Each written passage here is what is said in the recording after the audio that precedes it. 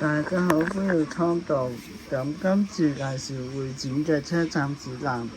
咁係2022月，咁一打開佢咧就變咗GTL 啦，之後就有車站係130，內部嘅140啦。咁然之後呢度咧就多咗。喺呢度咧就多咗一個建築物，之後就然之後就係新年啦，之後就係呢一個嘅車站指南啦，就係車站號碼兩個朋友山啫，就3個路線圖，就係2023年1月8日至2023年1月14日。因為呢一個咧就係東鐵線過海段通車，我咧就係應該係邊一個㗎啦？就呢個定 SLP 咧就係定同呢個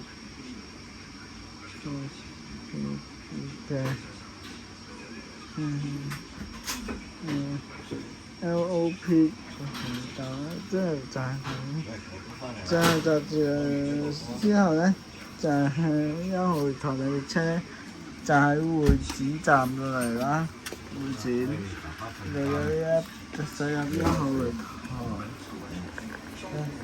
我去中大冇遮住條坡行先得㗎，呢條路人哋行先得。喂，台車站嚟啦！呢個去台上客，然之後去台。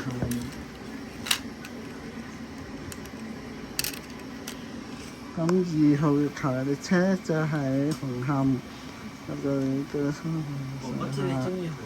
之後去金鐘落返去，之後有1號月台曾經咧係有列車嘅，即係紅磡開，紅磡過嚟落馬洲開，列車就呢度上客，然之後去金鐘，之後未來咧。